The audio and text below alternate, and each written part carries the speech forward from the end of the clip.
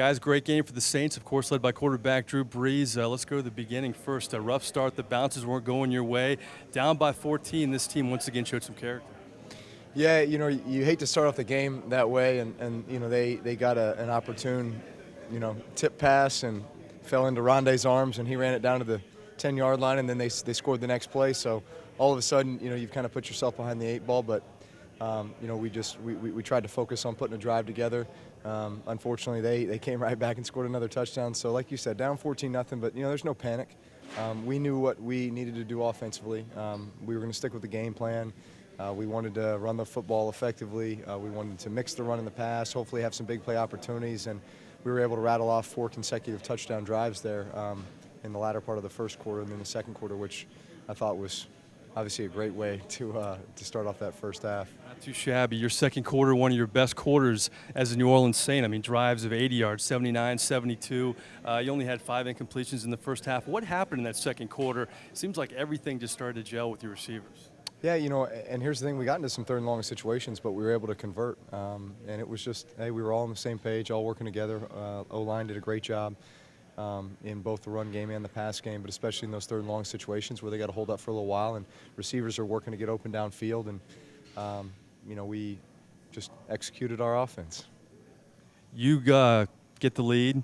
And the defense really gained some momentum off what you did. Just talk about Malcolm Jenkins' play. Seeing a play like that, a game-changing type play from a defense that's really struggled, had to inspire even the offense. Yeah, it was a huge play. A lot of guys, you might look at that as, hey, it's just guaranteed touchdown. The guy's going to take it down the sideline, and Malcolm hawks him at the 3, and then we end up stopping him on 4 consecutive plays.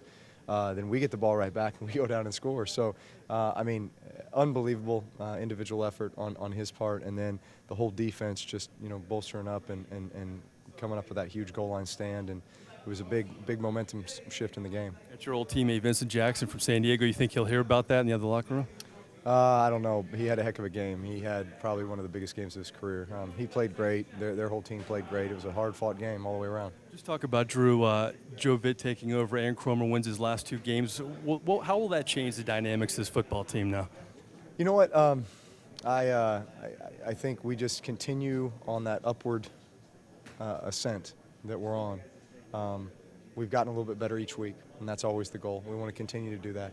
The games don't get any easier. We go on the road now to Denver, a team who is obviously very explosive offensively and can do some things, cause you some problems on defense.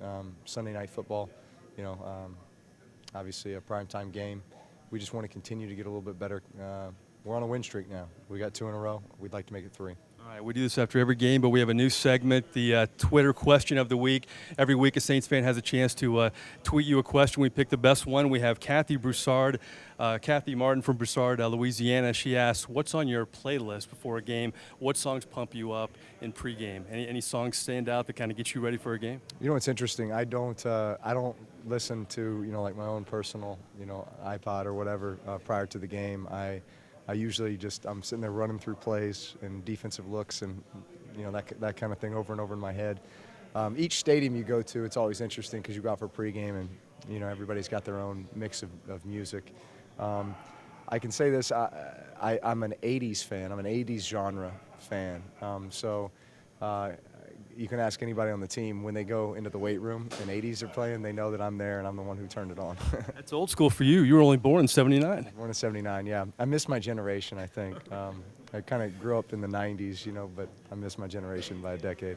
Successful first Twitter question. We'll have many more. Nice win. Appreciate your time. All right, thanks. All right, Drew Brees here in Tampa. Back to you guys in the Louisiana Cat Studios.